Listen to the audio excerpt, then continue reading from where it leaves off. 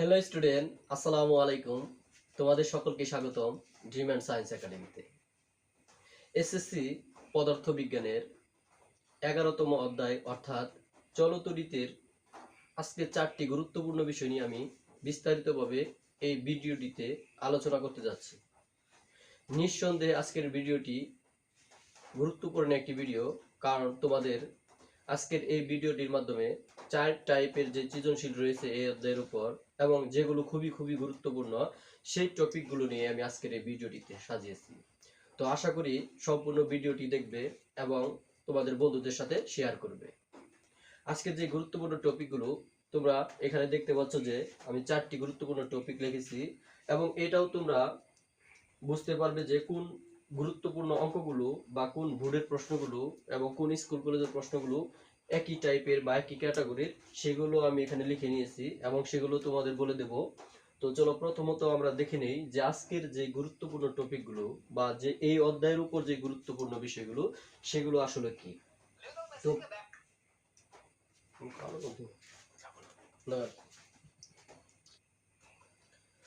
তো গুরুত্বপূর্ণ যে টপিকগুলো রয়েছে এই অধ্যায়ের উপর সেগুলো হচ্ছে, 1 নম্বর আমি লিখেছি যে বর্তনীর রোধগুলো কিভাবে সাজালে। তো আমরা এই ক্ষেত্রে এই অধ্যায়ের যে বর্তনীগুলো আমরা চিনে থাকি সমান্তরাল অথবা শ্রেণী বর্তনী যাই হোক না কেন, তো সেই ক্ষেত্রে বলবে উদ্দীপকে দেওয়া থাকবে, তো তখন বলবে বর্তনীর রোধগুলো কিভাবে সাজালে, অর্থাৎ উদ্দীপকের বর্তনীর রোধগুলোকে কিভাবে সাজালে অথবা পুনর্বিন্যস্ত করলে, অর্থাৎ নতুন করে যদি আমরা তৈরি করি তো সেই ক্ষেত্রে তুল্য রোধ, তড়িৎ প্রবাহ এবং তড়িৎ ক্ষমতা বলবে যে এত হবে, বা একটা মান দিয়ে দিবে বলবে এত হবে, কিভাবে সাজালে। অর্থাৎ সহজ কথা হচ্ছে যে এখানে যদি তুল্য রোধের মানটি দিয়ে দেয় তো আমরা ওই তুল্য রোধকে বানানোর চেষ্টা করব। অর্থাৎ এখানে যদি বলে যে 5 ওমেগা অথবা 10 ওমেগা অথবা 20 ওমেগা হবে, তো আমাদের এমন একটা সিস্টেম করতে হবে যে উদ্দীপকের যে বর্তনী অর্থাৎ উদ্দীপকের যে তুল্য রোধগুলো থাকবে বা বর্তনী থাকবে, রোধের মানগুলো চেঞ্জ না করে যা যা রয়েছে ঠিক সেগুলোকেই এক এক জায়গায় কনভার্ট বা এক এক জায়গায় ট্রান্সফার করে আমরা দেখব যে এখানের যে তুল্য রোধটা আছে তার সমান হয় কিনা, এবং সেটা বের করে যদি আমরা এটা সমান পাই তাহলে বুঝে নেব যে ঠিক ওইভাবে সাজাবো। অর্থাৎ এটা ছিল বিষয়টা। এবং তড়িৎ প্রবাহ, তো চিন্তা করো যদি আমাদের বলা হয়ে থাকে তড়িৎ প্রবাহ অথবা ক্ষমতা এত হবে, তখন আমরা দেখবো যে বললো 5 এম্পিয়ার 10 এম্পিয়ার অথবা ক্ষমতার মানে বললো 15 এম্পিয়ার 20 এম্পিয়ার 15 ওয়াট এবং 20 ওয়াট। তো সেই ক্ষেত্রে আমাদের কি করতে হবে, এই মানগুলোর উপর ভিত্তি করে উদ্দীপকের যে ভোল্টেজের মান দেওয়া থাকবে, অর্থাৎ ভোল্টেজ কখনোই চেঞ্জ হবে না, বর্তনী যতই কিছু করা হোক না বা যেটাই করা হোক, তো যে ভোল্টেজটা থাকবে ঠিক উদ্দীপকের ভোল্টেজ, এবং পরবর্তীতে আমরা যদি রিনিউয়েবল করি অর্থাৎ নতুন করি তখনও সেই ভোল্টেজ একই থাকবে। অর্থাৎ সেই ভোল্টেজ এবং এখানে দেওয়া থাকবে হয়তো বা তড়িৎ প্রবাহ না হয় ক্ষমতা, তো তড়িৎ প্রবাহ এবং ওই ভোল্টেজ অথবা ক্ষমতা এবং উদ্দীপকের যে ভোল্টেজ আছে ঠিক তাদের উপর ভিত্তি করে আমরা একটি তুল্য রোধ বের করব, এবং সেই তুল্য রোধের উপর ভিত্তি করে আমরা চিন্তা করব যে আমাদের পরবর্তী বর্তনীকে ওইভাবে বা কিভাবে ভাঙলে বা কোনভাবে ট্রান্সফার করলে বা সাজালে আমরা ওই তুল্য রোধটা পাবো, আমাদের প্রাপ্ত যে তুল্য রোধ সেটা সমান হবে কিনা। তো এইভাবে আমাদের সাজাতে হবে, এবং এই টাইপের প্রশ্নগুলো আমি এখানে লিখে নিয়েছি কোনগুলো প্রশ্নে এরকম।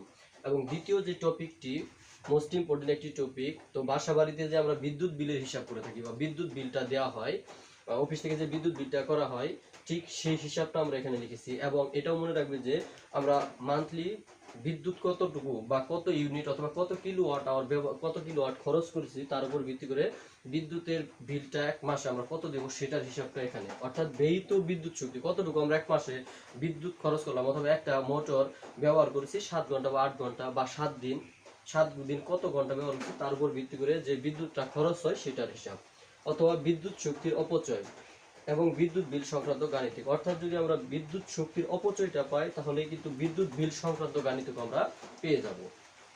তো এখানে 3 নম্বর যে টপিকটি সেটি হচ্ছে বাসা বাড়িতে উক্ত বর্তনী ব্যবহার করলে, অর্থাৎ উদ্দীপকের মতো বর্তনী যদি ব্যবহার করি সেই ক্ষেত্রে তড়িৎ প্রবাহ, ক্ষমতা অথবা কোনটির সুবিধা বেশি অথবা কোনটি তড়িৎ প্রবাহের মান কত হবে সেটাও কিন্তু তুলনামূলক আলোচনা করতে বলবে। এটি হচ্ছে গুরুত্বপূর্ণ বিষয়।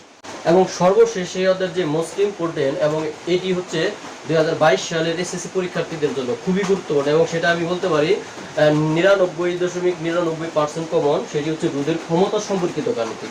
অর্থাৎ বর্তনীতে যে তুল্য রোধগুলো বর্তনীতে যে রোধগুলো থাকবে ঠিক সেই রোধগুলোর বলতে পারে যে R1 R2 অথবা R5 অথবা R3 কোনটির ক্ষমতা কত অথবা কার ক্ষমতা কত তুলনা করো, পার্থক্য করো, এরকম টাইপের যে গাণিতিক রয়েছে ঠিক এগুলি হচ্ছে গুরুত্বপূর্ণ। এবং তোমরা যারা এখন পর্যন্ত সলিউশন করে ফেলেছো গাণিতিক যে সমাধানগুলো অথবা তোমরা ভুল প্রশ্নগুলো সলিউশন করছো, সেখানে কিন্তু এই টাইপেরই গুরুত্বপূর্ণ। তবুও আমি তোমাদের সুবিধার জন্য এগুলো একটি ক্লাসে শেষ করে দিচ্ছি। এবং যারা এখনো প্রিপেয়ার হওনি এই অধ্যায়টি নিয়ে, তারা কিন্তু এই ক্লাসটি দেখলে তোমরা টোটাল বেসিকটা ক্লিয়ার হয়ে যাবে এবং ইনশাআল্লাহ তোমরা পরীক্ষায় ভালো করতে পারবে এই অধ্যায়টি। তো এখন আমরা বর্তনীর যে রূপগুলো কিভাবে সাজালে এরকম টাইপের যে গাণিতিক রয়েছে প্রথমত এগুলো আলোচনা করবো। এবং এগুলো রয়েছে দিনাজপুর বোর্ড 2019 এবং 17-তে, এবং দ্বিতীয়ত হচ্ছে সিলেট বোর্ড 17 এবং 15। তো আমরা এখান থেকে দিনাজপুর 19-এর যে প্রশ্নটি রয়েছে এখান থেকে ক্ষমতা দিয়ে দিয়েছে এবং এখান থেকে বলছে যে বর্তনীকে কিভাবে সাজালে তার একটি মান অর্থাৎ এত ওয়াট হবে, এরকম একটা প্রশ্ন করা হয়েছে এখান থেকে। তো আমি আবারও বলছি যে এই চিত্রটি তোমরা দেখতে পাচ্ছ, এটি হচ্ছে দিনাজপুর 19-এর প্রশ্ন। এবং এখানে এই যে এখানে 10, 12, 12 এবং 12 তিনটি রুট এবং এখানে একটি রুট 4টি এবং ভোল্টেজের পরিমাণ 6, এরকম একটি বর্তনী দিয়ে বলেছে যে বর্তনীকে কিভাবে পুনর্বিন্যস্ত করলে অথবা কিভাবে সাজালে এর ক্ষমতার মান এত ওয়াট হবে।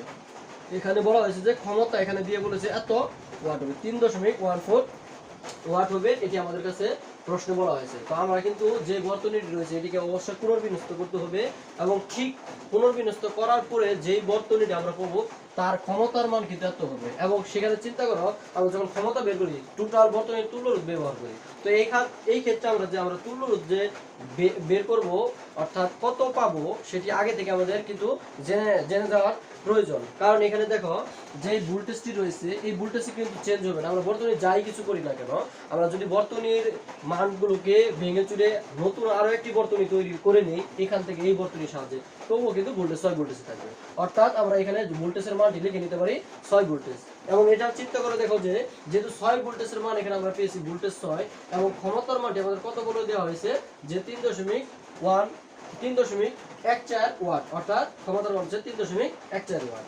এবং এখানে চিন্তা করি আমরা সর্বশেষ তাহলে চিন্তা করি আমরা যে ক্ষমতার যে সূত্র শিখেছিলাম, অর্থাৎ এই 11 অধ্যায়ে যে গাণিতিক করতে গিয়ে আমরা যে কিছু সূত্র শিখেছিলাম, একটি সূত্র রয়েছিল কিন্তু এখানে গুরুত্বপূর্ণ যে সূত্রটি রয়েছে সেটি হচ্ছে P সমান v²r এবং এটি আরো কি ছিল I²r এবং এখান থেকে bi, এরকম কিছু সূত্র ছিল তোমাদের। তো এই ক্ষেত্রে আমরা দেখলাম যে এখান থেকে আমার আর এর মান অর্থাৎ সর্বশেষ যে বর্তনীটি বের করব তার তুল্য দরকার। তো আমরা দেখলাম বি এর মান রয়েছে, পি এর মান রয়েছে, আর এর মানটি বের করব। তো এই ক্ষেত্রে যে সূত্রটা প্রয়োগ করতে পারি সেটা পি সমান v²r, অর্থাৎ আমরা আর এর মান বের করব। এখানে আর এর মান এর আগে ঢাকা বোর্ড 21-এ দেওয়া ছিল, এখন আমরা আবার ওটা দেওয়া নেই সেটা বের করব, তার জন্য কি কি ডাটা আছে সেটা দেখতেছি। অর্থাৎ আর এর মান দেখো পি সমান v²r, তো আর সমান v²p। তো বি এর মান হচ্ছে 6, এই 6 এর মানটি স্কয়ার করে আমরা যে মানটি পাবো তাকে যদি আমরা ক্ষমতার মান অর্থাৎ 3.14 দিয়ে যদি ভাগ করি তাহলে সেই মানটি আসে 11 সামথিং, অর্থাৎ 11.45 সামথিং কিছু আসে, আমি 11.5 নিয়েছি। অর্থাৎ চিন্তা করে দেখো আমাদের কিন্তু একটা ক্লো বা একটা ফোকাসিং পয়েন্ট আমরা পেয়ে গেছি এখানে, অর্থাৎ সেটি হচ্ছে এত ওমেগা। অর্থাৎ আমাদের বর্তনীকে এমন ভাবে ভাঙবো যাতে সর্বশেষ আমাদের এত মান আসে, অর্থাৎ তুল্য রোধটা এত আসে। তো এটি যদি আমরা সেভাবে করতে চাই তো স্বাভাবিকই অবশ্যই আমাদের একটা ফোকাসিং পয়েন্ট হচ্ছে এত। তো এটা চিন্তা করতে হবে যে আমরা এটা কিভাবে পেতে পারি। তো এখানে দেখো 10, 12, 12, 12 এবং এটা কিন্তু আমাদের এখানে একটা আবারও গুরুত্বপূর্ণ টপিক হয়ে যাচ্ছে যে আমরা যখন একই মানের দুটি রুট সমান্তরালে যুক্ত করব তার মান কিন্তু অর্ধেক হয়ে যাবে। তো এখানে চিন্তা করো যে আমরা যদি এই মান দুটিকে যদি সমান্তরাল করে নিই, আমাদের কিন্তু টার্গেট হচ্ছে 11.5, আমরা এখানে যদি একটাও অথবা দুইটিও শ্রেণীতে যুক্ত করি তাহলে কিন্তু আমরা কখনোই এর কাছাকাছি থাকবো না, এর অবশ্যই অনেক বেশি থাকবে। কারণ 10, 12 যদি এর সাথে শ্রেণীতে যুক্ত করি অবশ্যই 22, অর্থাৎ অনেক দূরে চলে যাচ্ছে। তো আমরা যদি 11.5 পেতে চাই তাহলে অবশ্যই আমাদের সমান্তরালের দিকে অগ্রসর হতে হবে। এবং সমান্তরাল যদি অগ্রসর হয়ে চিন্তা করো এখানে এই দুটি মানকে যদি সমান্তরাল করি অবশ্যই 6 আসার কথা, যেহেতু সমান মান। এবং আবার চিন্তা করো দুটি চলে গেল কিন্তু 6 পেয়েছি আমরা এখান থেকে, এখন এখানে 12 এবং এখানে 10। তো এই দুটিকে যদি আবার সমান্তরাল যুক্ত করি আমরা জানি যে 10, 10 সমান্তরাল করলে 5 আসার কথা, 12, 12 করলে 6 আসার কথা, কিন্তু আমাদের অলরেডি কিন্তু 12, 12 করার পরে এর সমান্তরালে 6 এসে গেছে। এবং এখান থেকে 12 আর 10 করলে অবশ্যই 6 আসবে না, কারণ 12, 12 করলে তো 6 আসার কথা, 12 এবং 10 যেহেতু আছে তাহলে অবশ্যই 6 এর চাইতে কিছু কম আসবে। তো এইটুকু ফ্লো কিন্তু তোমাদের খুব গুরুত্বপূর্ণ, অর্থাৎ এইটুকু ফ্লো মনে রাখতে হবে, না হলে তোমরা গাণিতিকটি একবার এলোমেলো ভাবে করতে করতে দেখবে তোমাদের সময়টাই একটি সৃজনশীলেই অনেকটুকু সময় নিয়ে গেছে। তো আমরা যদি এই ফ্লোটা মনে রাখি যে সমান মানের রোধ যদি সমান্তরাল থাকে তাহলে তাদের মান অর্ধেক হয়ে যায়। কারণ আমরা এই যে মানটি রয়েছে এই যে মানটি রয়েছে, তো এই দুটিকে যদি আমরা আসলে প্রকৃততে এইভাবে সমান্তরাল করার চেষ্টা করি, এটি 12 এবং এটি 12, তো তোমাদের আবারও বলছি যে সমান্তরাল ত্রুটি রুট যেহেতু 12 আছে, তার অবশ্যই এটিকে ভাঙলে কিন্তু আমরা একটি হবো এবং সেটি হবে এরকম। তো 12 করলে 6, তো আমাদের সামনে এখন কত হতে হবে? অবশ্যই 6 যেহেতু হয়েছে 11.5 দরকার, তাহলে অবশ্যই 6 এর চাইতে কিছুটা কম দরকার। তো 6 এর চাইতে যদি কিছুটা কম চাই আমরা, তাহলে এখানে আবার আরো একটি যে দুটি রুট রয়েছে, একটি এবং এই যে একটি, আমরা দুটি তো নিয়ে কাজ করেছি, তো এই দুটি মান যদি আমরা এখানে একটি 10 এবং একটি 12 করি, তো 12 থাকলে অবশ্যই 6 আসতো, তো 6 হইলে 12 হয়ে যেত, এখানে থাকতো না। যেহেতু 10 12 আছে, তো এদের যদি আমরা আবার দুটিরে ভাঙি, তাহলে এই দুটিরে ভাঙলে এখানে আসার সম্ভাবনা হচ্ছে 5.5 বা 5 সামথিং, তো আমরা সেটিকে 5.5 নিয়ে নিতে পারি। তো এখন চিন্তা করো, এই মানটি আর এই মানটি কিসে আছে? এখন শ্রেণীতে আছে, অর্থাৎ এই ডে আর এই ডে, এই বর্তনীর এটা, এই বর্তনীর এটা, এরা পরস্পর শ্রেণীতে আছে। এখন শ্রেণীতে যুক্ত করে দেখো, এটা যদি আর এটার সাথে যুক্ত করি, আমাদের কিন্তু 11.5, অর্থাৎ 11.5 আসার সম্ভাবনাটা বেশি এবং 11.5 আসবে। তোমরা প্র্যাকটিস করে দেখো, এবং আমি যে 3টি প্রশ্ন এখান থেকে দেখিয়েছি ঠিক একই রকম ভাবে তোমরা এটি প্র্যাকটিস করো। আমি 3টি কোয়ালিটির, অর্থাৎ 3 টাইপের 3টি এই প্রশ্নের আমরা বুঝেছি টপিক 1-এর, এবং এই টপিকগুলো খুবই গুরুত্বপূর্ণ তোমাদের জন্য, এবং এটি বুঝতে হবে বা ভালো করে তোমাদের শিখতে হবে। আমরা যদিও প্রশ্ন একাধিক প্রশ্ন সলিউশন করি বা একাধিকভাবে অনেকগুলো প্রশ্ন যদি করে থাকি, আসলে তারপরেও একটি প্রশ্ন করতে গেলে দেখা যায় যে আমাদের সমস্যা হয়ে থাকে। তবে আমি যেভাবে দেখিয়েছি তোমাদের যাতে সময়টাও সাশ্রয় হয় এবং তোমরা যাতে পাও, ঠিক সেইভাবে দেখিয়েছি। এবং আমরা ব্যয়িত শক্তি বা বিদ্যুৎ শক্তি বা বিদ্যুৎ বিল সংক্রান্ত কয়েকটি গাণিতিক যদি করি, সেখানে অনেকগুলো গাণিতিক আছে। তবে আমি আপাতত এখানে তুলেছি দিনাজপুর হচ্ছে 21, ঢাকা বোর্ড 16, চট্টগ্রাম 21, যশোর 21। তো এই ক্ষেত্রে আমরা একটি প্রশ্ন করব, সেটি হচ্ছে ঢাকা বোর্ড 16। তো এই প্রশ্নটি করার পরে আমরা কিভাবে অন্যান্য গাণিতিকগুলো দেওয়া থাকলে এই টাইপের প্রশ্নগুলোর মধ্যে যদি ভোল্টেজ অথবা তড়িৎ প্রবাহ যদি না দিয়ে অন্য কিছু দেয়, তো সেই ক্ষেত্রে কিভাবে করা যায় আমরা বেসিক জিনিসটা আলোচনা করব এবং একটি গাণিতিক দেখব। তো একটি গাণিতিক যদি তোমরা দেখো, অবশ্যই তোমাদের এই সম্পর্কিত যত প্রকার গাণিতিক আছে, শুধু আমি এখানে 4টি লিখেছি তা না, তোমাদের টেস্ট পেপারে অহরহ এখানে গাণিতিক রয়েছে, তো সেই গাণিতিকগুলো সমাধান করে দেবো। ব্যয়িত বিদ্যুৎ শক্তি বা বিদ্যুৎ শক্তির অপচয় অথবা বিদ্যুৎ বিল সংক্রান্ত যে গাণিতিকগুলো রয়েছে, তার একটি উদ্দীপক আমি এখানে সাজিয়েছি, এবং ওই প্রশ্নটি কিভাবে করতে হবে তার বেসিক জিনিসটা যদি আমরা আসলে দেখি, তার আমাদের সূত্রের দিকে দেখতে হবে এবং সেই ক্ষমতার যে সূত্রগুলো রয়েছে সেই দিকে দেখতে হবে। তো পি সমান আমরা জানি বিআই, এটা আমরা দেখেছি, পি সমান বিআই এবং B square by R I square R, অর্থাৎ ক্ষমতার এই সূত্রগুলো আমাদের জানতে হবে। ক্ষমতার যে 1 2 3 এই 3টি সূত্র আমাদের জানতে হবে। তো আমরা আবার এইটুকুও জানি যে ডব্লিউ সমান অথবা পি সমান ডব্লিউ বাই টি, কাজ করার সামর্থ্য কিংবা হারকে ক্ষমতা বলে। তো ডব্লিউ সমান কি আসে? ডব্লিউ সমান অবশ্যই স্বাভাবিকই পিটি আসে, অর্থাৎ এখান থেকে ডব্লিউ সমান আমরা লিখতে পারি পিটি। তো পি এর মানটি কিন্তু এখানে আসছে, পি এর কিন্তু একাধিক সূত্র রয়েছে, কোন সূত্রটি প্রয়োগ করব সেটি ডিপেন্ড করবে উদ্দীপকের ডাটার উপর, অর্থাৎ উদ্দীপকে কি দেওয়া আছে। যদি বলা হয় যে ক্ষমতা ডিরেক্টলি দিয়ে দিছে যে একটি মোটর বা একটি বাল্ব আমরা ব্যবহার করলাম 5 ওয়াটের বা 10 ওয়াটের, তো তখন আমরা তো ক্ষমতার মানটি এখানে বসিয়ে দেব। তো যদি এখানে যদি ক্ষমতার মানটি ডিরেক্টলি দেওয়া না থাকে, তো তখন ক্ষেত্রে তড়িৎ প্রবাহ থাকলো এবং ভোল্টেজ দেওয়া আছে, গুণ করে আমরা ক্ষমতা বের করে ফেলতে পারি এবং এখানে বসাতে পারি। ঠিক যদি এইভাবেও না দেওয়া থাকে, তো বলা হইলো যে একটি বর্তনী, যেমন এখানে একটি বর্তনী দিয়েছি, এর অবশ্যই তুল্য রোধ আছে, সেই তুল্য রোধ এবং ভোল্টেজের মান আছে, এরকম টাইপ দিলে তখন আমরা এখান থেকে ক্ষমতার মান বের করতে পারি। ঠিক তাও যদি না দেওয়া থাকে, অর্থাৎ ভোল্টেজ যদি না দিয়ে তড়িৎ প্রবাহ দেয়, তড়িৎ প্রবাহ আই এবং তুল্য রোধের মানটি আমরা বের করে গুণ করে যে মানটি পাবো সেটাও কিন্তু আমরা ক্ষমতা পেয়ে যাচ্ছি। অর্থাৎ বেসিক্যালি যে জিনিসটা আমাদের জানা দরকার সেটি কিন্তু ক্ষমতা, অর্থাৎ ক্ষমতা দেওয়া আছে কোন টপিকের উপর ভিত্তি করে দেওয়া আছে, সেইখান থেকে আমরা ক্ষমতা বের করে নেব। তো ক্ষমতা বের করার পর তার সাথে গুণ করবো সময়, এবং এখানে যে সময়টা সেটা কিন্তু দেওয়া থাকবে।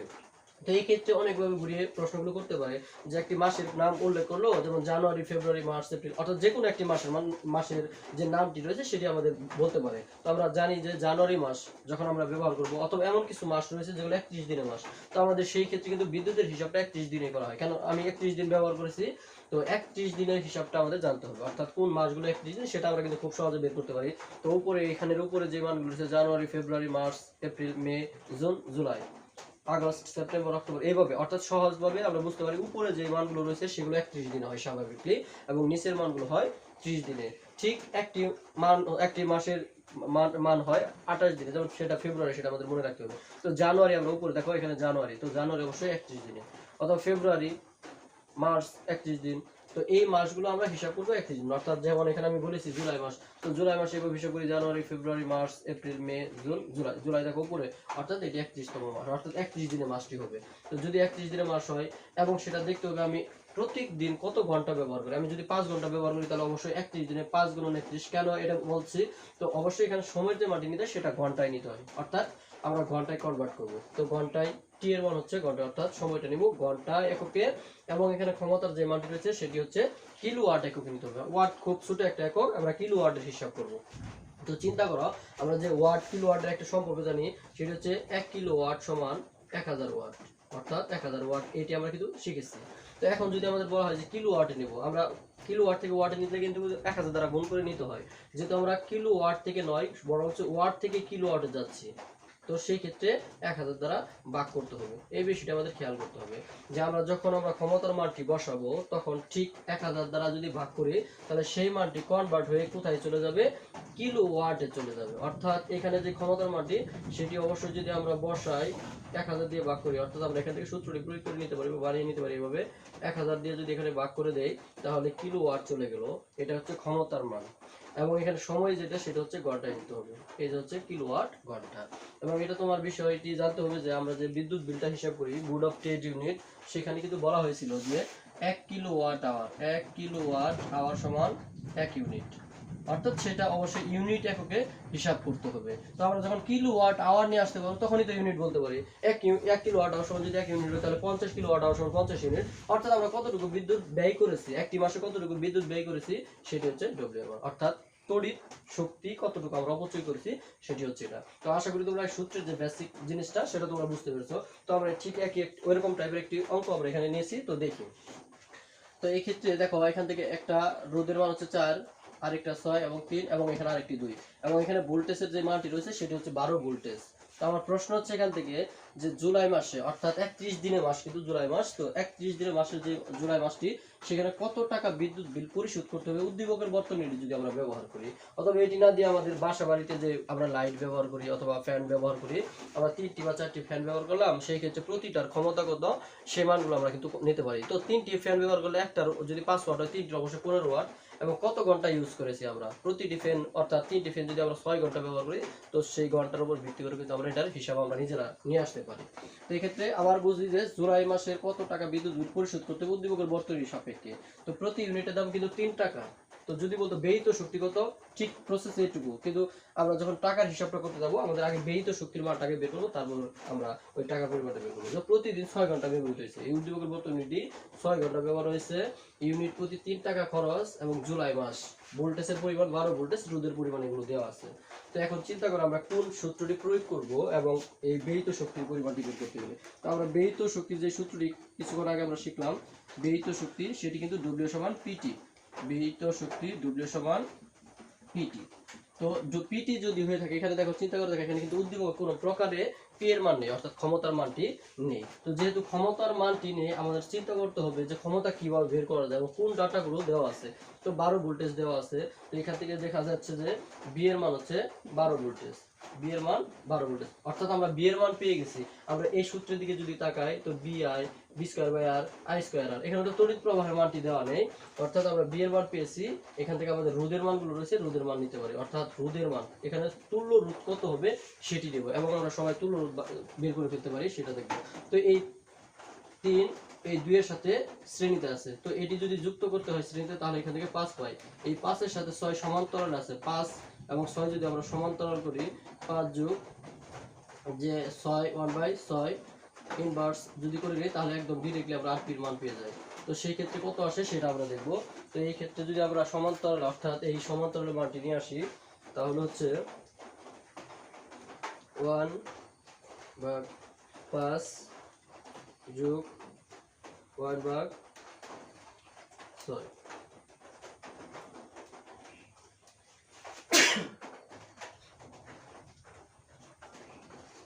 এখান থেকে যে মানটি আসে সেটি হচ্ছে 2.727, 2.727, অর্থাৎ আমরা এখান থেকে 3 লিখে নিতে পারি, অর্থাৎ 2.73 আমরা এই মানটি লিখতে পারি। এখানে হচ্ছে এইটুকুর মান, তার এর সাথে এটা কি সংযুক্ত আছে, অবশ্যই এটি আছে এটি আছে শ্রেণীতে।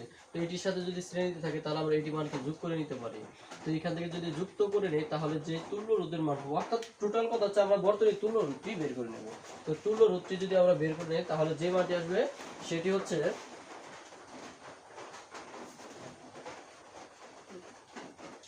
অর্থাৎ এই মানগুলোকে আমরা এইটুকু এই তিনটি 1 2 3 এই তিনটির যে আমরা তুল্য রোধ পেয়েছিলাম সেটি হচ্ছে 2.732 এবং এখানে খেয়াল করো এই মানটির সাথে কিন্তু এই চারটি কি আছে শ্রেণীতে যুক্ত আছে। তো শ্রেণীতে যুক্ত করলে আমরা যে মানটি পাই সেটি হচ্ছে 6.73, অর্থাৎ টোটাল বর্তনী যে রোধটা সেটা কিন্তু 6.73 ওমেগা। তো আমরা এখান থেকে কিন্তু আরো একটি মান পেয়ে গেলাম, সেটি হচ্ছে আর এর মান, অর্থাৎ এরকম।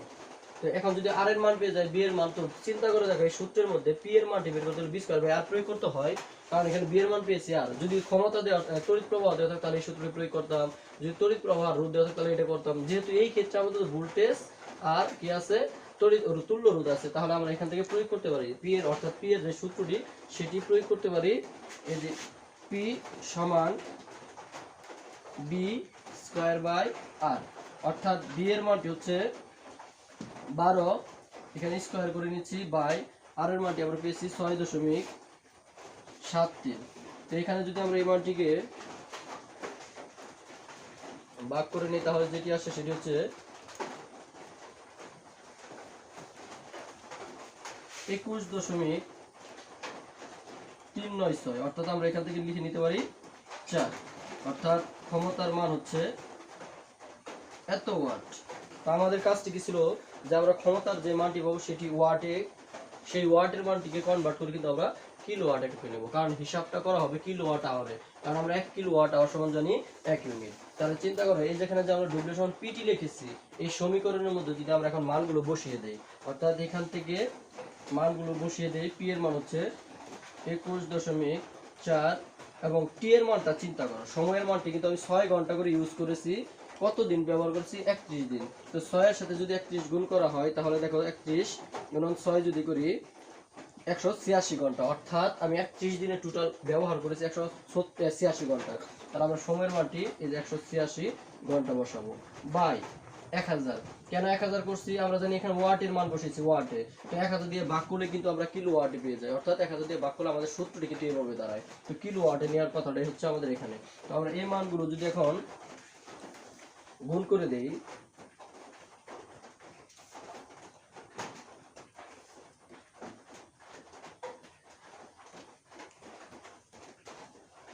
তো এখান থেকে আমরা পাই 3.98098, অর্থাৎ এখান থেকে আমরা যে মানটি পেলাম সেটি হচ্ছে কিলোওয়াট আওয়ার, কিলোওয়াট আওয়ার, অর্থাৎ এখানে 3.98 কিলোওয়াট আওয়ার, অর্থাৎ 4 ধরতে পারি 4 কিলোওয়াট আওয়ার।